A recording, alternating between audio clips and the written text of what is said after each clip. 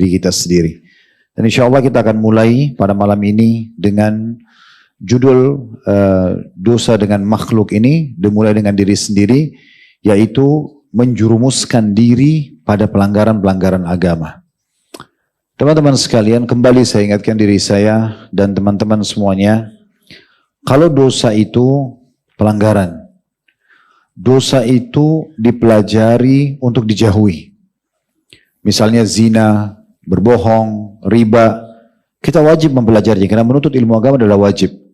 Tetapi wajib juga untuk dijauhi. Bukan untuk dicoba atau dilanggar. Inilah upaya syaitan merusak tatanan atau sistem yang sudah Allah buat. Kalau dosa itu untuk ditinggalkan, sementara perintah ketaatan untuk dikerjakan. Dia ingin kita balik, ketaatan kita langgar, tidak dikerjakan, maksiat malah kita sibuk melakukannya. Dan dia menghiasi dengan berbagai macam bisikannya, agar kita menganggap dosa itu kecil di mata kita. Remeh, seakan-akan tidak ada sama sekali efek sampingnya.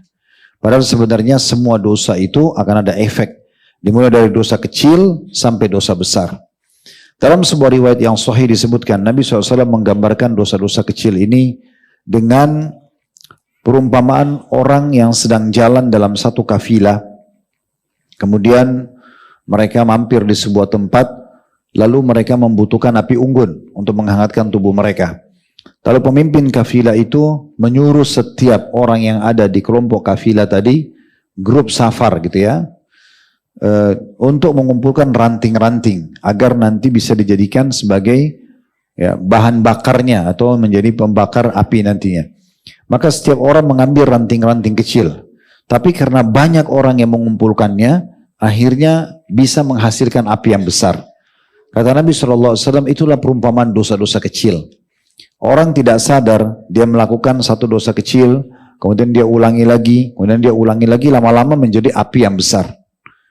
Semua perbuatan, baik atau buruk punya efek.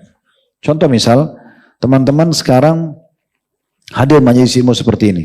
Pastikan ini akan ada efeknya beberapa hari ke depan. Masih berbekas, masih terasa, kita kembali merindukannya, kita ingin menambah informasi yang sudah kita dapatkan, misalnya haus terhadap ilmu. Sebagaimana kita kalau buat dosa ada efek. Oleh karena itu sekali kita buka pintu dosa, maka kita susah untuk meninggalkannya karena masih ada efeknya. Minimal beberapa hari ke depan. Sekali orang bohong, sekali melihat yang haram, sekali mendengar yang haram, semuanya sekali menjamah yang haram, itu susah untuk begitu saja ditinggalkan. Oleh karena itu yang paling baik adalah selalu membuka pintu-pintu kebaikan, menutup pintu-pintu keburukan. Level keimanan seseorang dan pendekatan diri kepada Allah Subhanahu wa taala puncaknya nanti masuk surga. Di dunia ini dengan ketentraman jiwa, dengan ketenangan hati, kelapangan dada, solusi dari permasalahan itu hanya didapatkan bagi orang yang selalu menjaga stabilitas imannya. Dan iman bertambah dengan ketaatan, berkurang dengan kemaksiatan. Ada level-level teman-teman kita nggak bisa rasakan, kecuali memang betul-betul kita bersih dari dosa, baru kita bisa sampai ke level itu. Ya, bagaimana orang semangat untuk menghafal Al-Quran dan murajaah, bagaimana orang semangat menghafal ilmu dan mengamalkan, itu tidak mudah orang meraihnya. Harus betul-betul dia membersihkan dirinya dari dosa-dosa. Selama kita masih buka pintu pelanggaran, maka masih banyak yang terhambat. Nanti akan kita dengarkan dampak negatif dari dosa. Dari jauhnya rezeki, dari hilangnya ketenangan jiwa, dari segala macam hal. Bahkan berubahnya sikap orang-orang di sekitar kita justru karena pelanggaran-pelanggaran tersebut. Oleh karena itu, termasuk dosa terhadap diri sendiri adalah membuat diri itu terjerumus dalam pelanggaran. Dan selalu menganggap remeh, nggak apa-apalah. Nggak masalah lah, gitu kan. Padahal sebenarnya terlalu banyak efek-efek negatif yang bisa datang karena pelanggaran dosa tersebut. Kita mulai dengan perkataan Ibnu Qayyim rahimahullah. Beliau mengatakan di dalam kitab Ad-Da'wah Dawa'nya di halaman 66, "Fama yanbaghi ayyu'lam anna adz-dzunuba wal ma'asi tadur." Yang wajib diketahui oleh setiap muslim, wajib diketahui, perkara diketahui dan dipelajari serta diyakini betul-betul adalah dosa dan kemaksiatan itu pasti menimbulkan mudarat. Pasti. Bukan dipilih. Sekecil apapun sudah cukup. Nabi Adam alaihissalam hanya makan buah, satu pelanggaran diturunkan dari surga. Iblis hanya nggak mau sujud, satu dosa diusir, dilaknat sampai hari kiamat. Jadi jangan pernah kita anggap, nggak apa-apa. nggak apa-apa, nganggap remeh. Padahal sebenarnya kita sedang mendolimi diri kita sendiri. Ya. Orang yang bekerja di perusahaan, dia tahu itu kalau dia telat datang, kalau dia tidak selesaikan pekerjaan, kalau dia ganggu temannya, dia akan kena SP, surat peringatan. Orang yang bodoh adalah dia tetap langgar. Dengan anggap remeh, nggak apa-apalah. Belum tentu juga saya ketahuan, dan seterusnya. Begitu ketahuan, maka baru dia malu sendiri. Ya. Apalagi kalau terus diulangi, maka bisa dikeluarkan dari perusahaan. Nah sebenarnya tidak jauh contohnya dosa-dosa yang kita lakukan dengan itu. Maka beliau mengatakan, termasuk perkara yang seharusnya diketahui, diyakini, ya, difahami baik-baik bahwasanya semua dosa dan kemaksiatan pasti menimbulkan mudarat. Wala budda anna dararaha fil qalbi qadararis sum atau samum fil abdani ala ikhtilafi darajatiha fid darar. Dan ketahuilah bahwasanya efek samping daripada dosa itu terhadap hati seperti efeknya racun-racun terhadap badan. Tentu tergantung tingkat bahayanya, tergantung daripada tingkat juga racunnya itu. Nah begitu juga tergantung tingkat dosanya. Maka dia akan merusak hati seseorang. Kalau hati sudah rusak, maka akan rusak semuanya jasadnya. Sebagaimana sudah kita tahu dalam hadis Nabi SAW yang sahih, dalam di manusia itu ada, dalam diri manusia ada segumpal darah. Kalau dia baik-baik semua, kalau buruk-buruk semua, itu adalah hati manusia. Maka efeknya kepada hati itu betul-betul seperti racun yang pasti akan mengganggu, ya, stabilitas hati itu sendiri dan akhirnya jasadnya juga. Dan itu tergantung tingkat level daripada racun atau pelanggaran tersebut. Wahal fid dunya wal akhirati syarrun wa dawa'un illa sababuhu dzunub wal ma'asi. Lalu beliau menanyakan, kita semua berseraya mengatakan, maka apakah ada kehinaan serta penyakit di dunia dan di akhirat yang tidak disebabkan oleh dosa dan maksiat? Semua ini karena dosa, semua ini karena pelanggaran. Apa yang kita rasakan dari sumpek, dari sedih, gangguan orang, segala macam hal, ini dari dosa kita. Ini dari dosa kita. Bahkan dosa-dosa masa lalu saja masih bisa berefek ke masa depan. Ya. Sebagaimana Allah SWT jelaskan masalah itu. Sebagian kaum muslimin sempat terpukul mundur di perang Hunain, itu karena dosa-dosa masa lalu mereka. Nah seperti itulah. Berapa banyak orang dalam rumah tangganya sering bertengkar karena dosa-dosa di masa lalu sebelum menikah. Dia tidak sadar. Ya. Begitu seterusnya. Maka beliau mengatakan selanjutnya, فَمَنْ الَّذِي أَخْرَجَ الْأَبَوَيْنِ مِنَ الْجَنَّةِ دَارِ اللَّذَّةِ وَالنَّعِيمِ وَالْبَهْجَةِ وَالسُّرُورِ إِلَى دَارِ الْآلَامِ وَالْأَحْزَانِ وَالْمَصَائِبِ. Tanda tanya. Beliau mengatakan, bukankah dosa dan maksiat yang menyebabkan ayah kita dan ibu kita yang pertama Adam dan Hawa dikeluarkan dari surga, negeri yang penuh dengan kelezatan, kenikmatan, keindahan dan kegembiraan, menuju tempat yang penuh dengan penderitaan, kesedihan dan musibah? Dalam sebuah riwayat yang sahih bahkan ada orang akan datang kepada Nabi Adam alaihissalam pada hari kiamat seraya mengatakan, wahai Adam, engkau adalah manusia pertama yang Allah ciptakan dengan tangannya. Disebut karena dipuji-puji kelebihan Adam alaihissalam. Lalu mereka minta agar Nabi Adam memberikan syafaat. Kata Nabi Adam, tidak ada yang mengeluarkan kalian dari surga kecuali perbuatan ayah kalian ini. Jadi pelanggaran, ya, karena pelanggaran. Walaupun tentu ada hikmah Allah Subhanahu wa taala tentang masalah Allah memang ingin menugaskan Adam sebagai khalifah, tapi nyatanya memang karena ada pelanggaran yang dilarang oleh Allah Subhanahu wa taala. Saya pernah mendengar ceramah dari Syekh Muhammad Shinqiti hafizahullah, salah satu dari majelis ulamanya Saudi. Beliau bicara tentang masalah Adam alaihissalam dan beliau mengatakan, apa yang kita lihat di ujung-ujung kuku kita ini ya, kuku ini, kaki dan tangan, itulah pakaian awalnya Nabi Adam.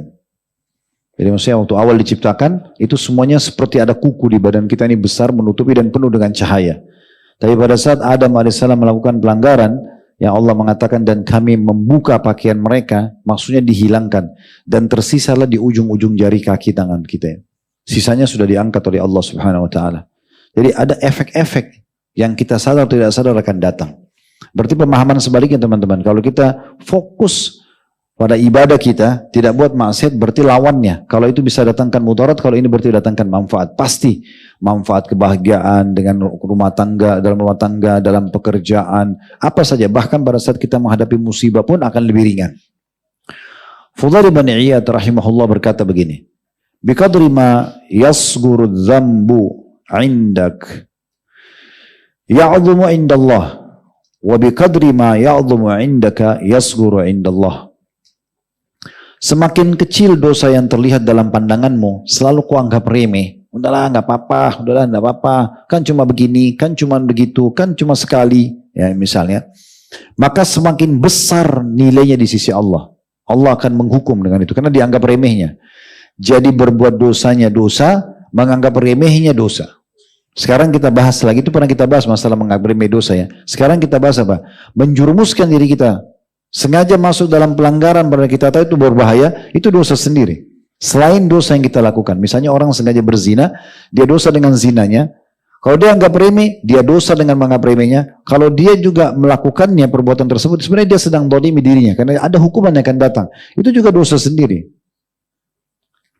Lalu dikatakan sebaliknya, semakin besar dosa itu terasa dalam hatimu, ketakutan kita besar untuk melakukan perbuatan dosa, walaupun kecil, takut sekali sama Allah, maka dia semakin kecil di sisi Allah. Semakin kita besarkan dosa itu kita takut buat, maka Allah pun makin kecilkan ya di sisi Allah sementara. Tidak ada hukumannya. Allah akan menjaga kita supaya kita tidak terjerumus dalam pelanggaran tersebut. Hudzaifah berkata, radhiyallahu anhu, "Idza adnaba al-'abdu dzamban, nukita fi qalbihi nuqtatus sauda hatta yasira qalbuhu kasyatir rauda." Bila seorang hamba terus saja melakukan dosa, maka hatinya akan ditandai dengan titik hitam. Jika dosa terus berulang, maka hatinya akhirnya akan menjadi seperti domba yang terbalik. Maksudnya hati yang terbalik dari fitrahnya. Beberapa hal yang harus kita perhatikan berhubungan dengan masalah efek samping dosa. Ini perlu kita selalu ulang-ulangi teman-teman sekalian, karena di setiap harinya ada saja peluang buat dosa. Dan di setiap ada dosa, maka ada godaan baru dari syaitan untuk kita terjerumus. Hari ini kita tidak terjerumus, besok dia akan goda kita, minggu depan dia goda kita sampai nyantol. Solusi terbaiknya adalah harus kita pikirkan sisi mana yang kita masih rasa lemah secara keimanan, ada dosa kita lakukan di situ, maka itu kita tutup. Nanti kan penutupan di bahasan kita, insya Allah kita akan sebutkan kiat-kiat untuk menutup pintu-pintu dosa itu. Pertama, efek negatif daripada dosa, efek negatif yang sangat besar adalah tidak bisanya seseorang memahami dan menerima ilmu. Susah dia. Mau hadir majelis ilmu, mau dengar, mau merenungi, mau mengamalkan. Dan seperti tadi perkataan Ibnu Qayyim, level daripada pemahaman ilmu dan aplikasi tergantung level daripada dosa dia. Kalau dia betul-betul bersih dari dosa, maka dia bisa menggabungkan semua, memahami, ya, menulis, kemudian menghafal, kemudian mengamalkan, kemudian mengajarkan. Tapi kalau orang berkurang, mungkin dia cuma hadir. Tapi memahaminya belum tentu semuanya. Menghafal juga masih mungkin belum. Mencatat juga masih belum. Apalagi mengamalkan dan mengajarkan kepada orang lain. Jadi dia akan ada efek. Makanya tergantung kadarnya. Kalau makin sedikit dosa kita, maka makin terbuka pintu-pintu kebaikan tersebut. Beliau mengatakan, Ibnu Qayyim mengatakan, "Hirmanul ilm fa'innal ilma nurun yakzifuhu Allah fil qalb wal ma'siyatu tudfi'u dzalikan nur." Di antara jeleknya efek daripada maksiat adalah sulitnya hati atau diri menerima ilmu. Karena ilmu itu cahaya dari Allah dan dia akan masuk ke dalam hati, sedangkan maksiat justru memadamkan cahaya ilmu itu. Dalam sebuah majelis antara Imam Syafi'i sama gurunya Imam Malik ini kagum-kagum sama Imam Syafi'i karena cerdas sekali. Di antara muridnya, mungkin sekian banyak muridnya yang bergabung, Imam Syafi'i baru gabung, tapi Imam Syafi'i sudah hafal kitab Muwatta, rajin sekali belajar, mudah memahami, sampai dia bisa mengajar di masa hidupnya Imam Malik.